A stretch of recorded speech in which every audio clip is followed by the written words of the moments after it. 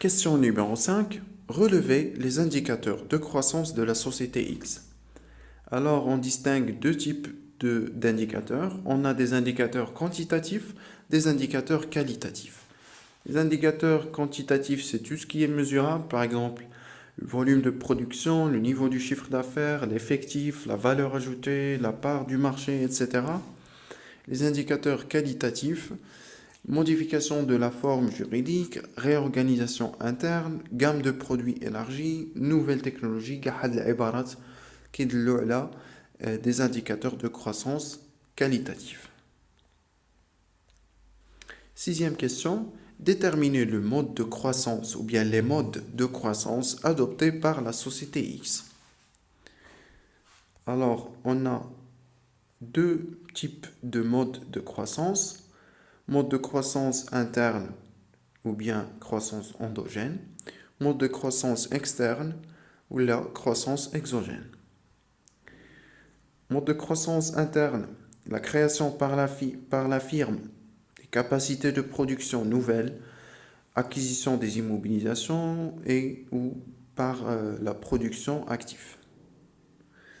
Croissance externe est dite externe lorsqu'elle s'effectue sur les moyens de production ou de commercialisation déjà existants.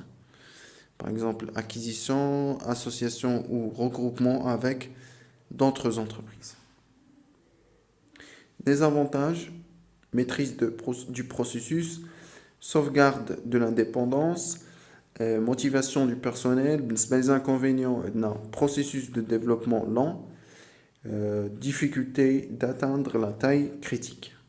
Les avantages et les inconvénients du mode de croissance externe, risque limité du marché, réduction de la concurrence, accès à des techniques et des compétences nouvelles et existantes. Les inconvénients, manque d'expérience dans les nouveaux domaines, coûts parfois élevés. Septième question, calculer la rentabilité commerciale, financière et économique de la société X. Donc, formule dit le ratio commercial, ou bien ratio de rentabilité commerciale, est égal résultat d'exploitation net divisé par le chiffre d'affaires fois 100. Ratio de rentabilité financière est égal résultat net divisé par capitaux propres fois 100. Finalement, ratio de rentabilité économique est égal au résultat net, ou bien l'EBE, l'excédent brut d'exploitation, divisé par les capitaux investis, l'actif fois 100. L'interprétation de les trois ratios, vous pouvez les trouver dans la description ou là, le lien de Facebook, la page Facebook.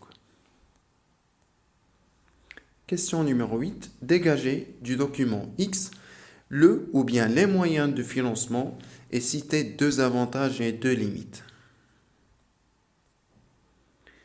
Les moyens de financement, on a deux grandes formes de moyens de financement. Moyens de financement à court terme et moyens de financement à long terme.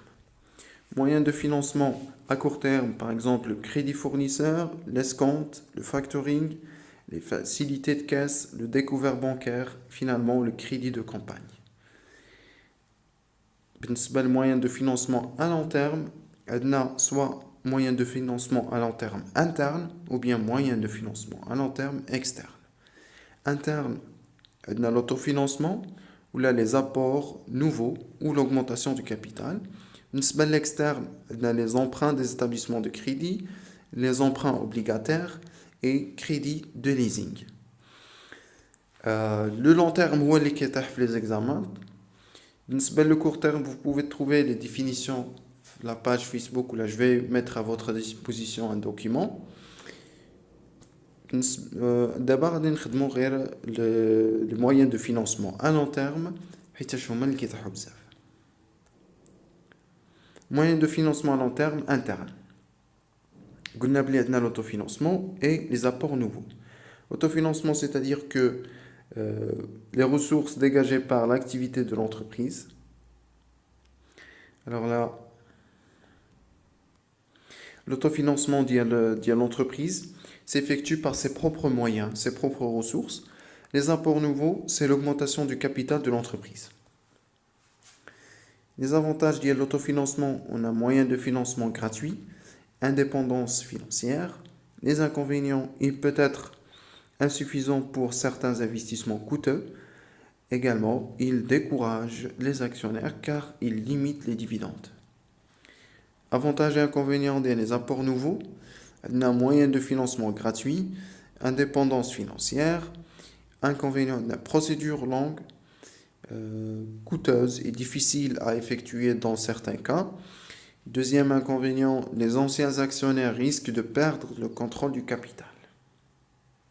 Moyens de financement à long terme externe, on a les emprunts obligataires ou indivis, emprunts auprès des établissements de crédit ou des émissions d'obligations. Nous le crédit by leasing, c'est la location d'un matériel auprès d'une société de leasing pour une période donnée, au bout de laquelle l'entreprise peut restituer le matériel, le garder à un prix fixé dans le contrat initial, ce qu'on appelle la valeur résiduelle, ou bien renouveler le contrat de location. Avantages et inconvénients. Les avantages les emprunts individuels ou obligataires. On a comme avantage l'entreprise conserve son indépendance de gestion. On a l'effet de levier.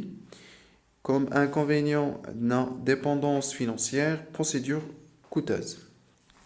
Avantage de crédit bail, financement 100% par la société de leasing, éviter le risque d'obsolescence et le dépassement technologique. Comme inconvénient, il est coûteux et on dispose d'un matériel standard.